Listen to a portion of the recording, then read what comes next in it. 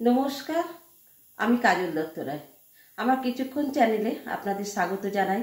আজকে আমি একটা ডিম রান্না করব, আপনাদের দেখাই কিভাবে রান্না করছি, দেখুন ভালো লাগে কিনা।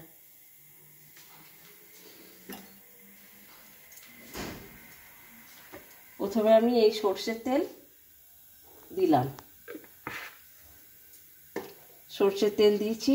এখানে আমার আলু ভাজা আছে, এখানে ডিম ভাজা আছে, আর এই মশলা আমার তৈরি আছে। এই মশলার মধ্যে আছে পেঁয়াজ, রসুন, আর অল্প একটু শুকনো লঙ্কা, এটা আদা, এটা পেস্ট করা আছে। এই আমি একটু কাঁচা টমেটো নিয়েছি, এই একটু ধনেপাতা নিয়েছি, আর এখানে আমার এই তেজপাতাটা সাম্বার দেব। এখানে আছে একটু চিনি, একটু নুন, একটু কাশ্মীরি লঙ্কার গুঁড়ো, আর গরম মশলা, ছোটো এলাচ, দারচিনি, এগুলো দিয়ে একটা গরম মশলা, ওই গরম মশলাটা ডাস্ট করে নিয়েছি। এবার আমি শুরু করি, কীরকমভাবে করছি দেখুন। প্রথমে তেজপাতাটা সাম্বার দিলাম, তেজপাতাটা সাম্বার হয়ে গেল। এবার আমি এই পেঁয়াজ, রসুন, আদা, লঙ্কার পেস্টটা ঢেলে দিলাম।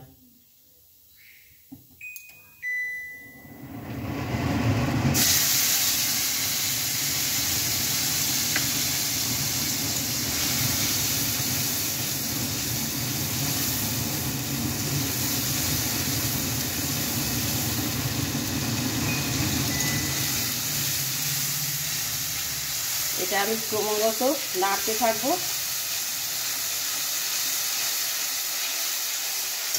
এরপরে আমি এই গরম মশলা, আর এর মধ্যে একটু চিনি আছে, লবণ আছে, আর অল্প একটু কাশ্মীরি লঙ্কার গুঁড়ো আছে কালারের জন্য, এটা আমি দিয়ে দিলাম।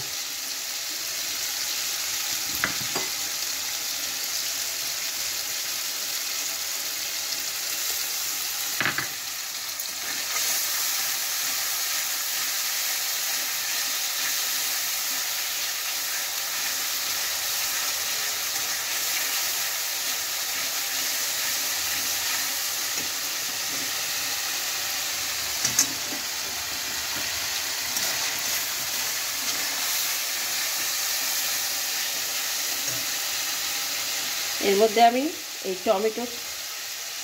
কাঁচা টমেটোটুকু দিয়ে দিলাম।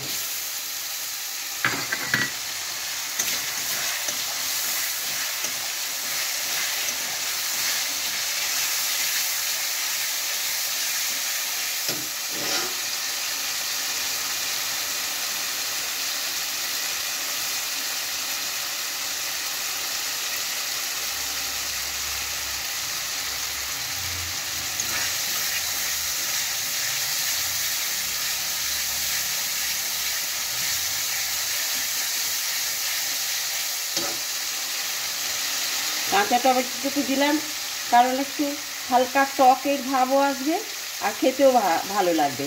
তাছাড়া চিনি অল্প একটু চিনি দিলাম, এটাও খুবই ভালো লাগবে, কারণ ডিমে একটু চিনি চলে, আর কালারটাও ভালো হবে।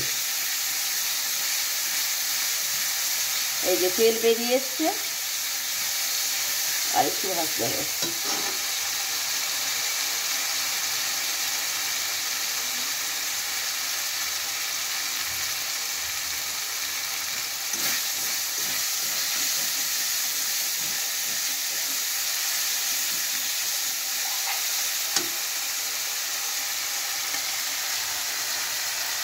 এই তেল বেরিয়ে এসছে, এবার আমি ভাজা আলুটা দেবো। এই ভাজা আলুটা আমি এর মধ্যে দিয়ে দিচ্ছি।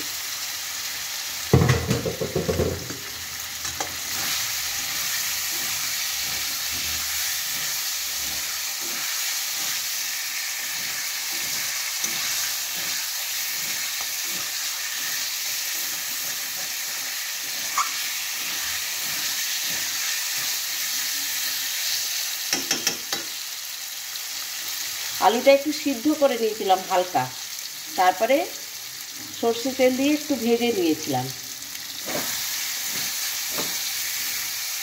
বেশি সিদ্ধ করিনি, বেশি সিদ্ধ করলে আলু আমার একদম গলে যাবে, এই জন্য হালকা সিদ্ধ করে নিয়েছিলাম।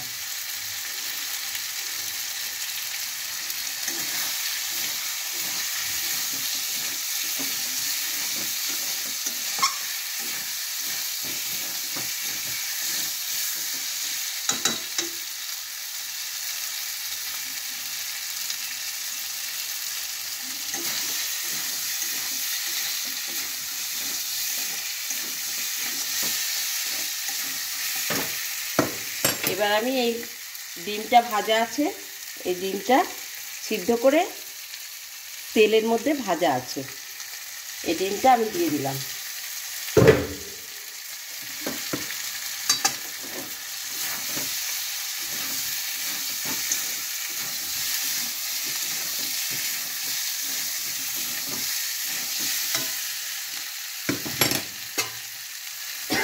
মশলাটা ভাজা হয়ে গেছে, আমি অল্প একটু জল দিচ্ছি।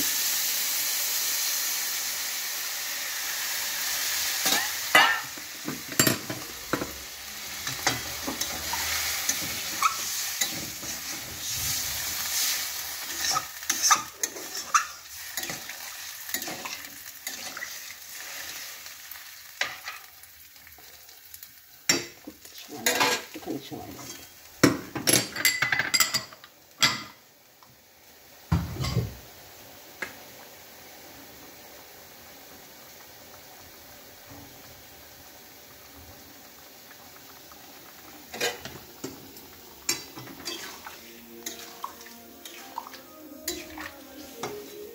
একটা পাত্র এখানে রেখে দিই।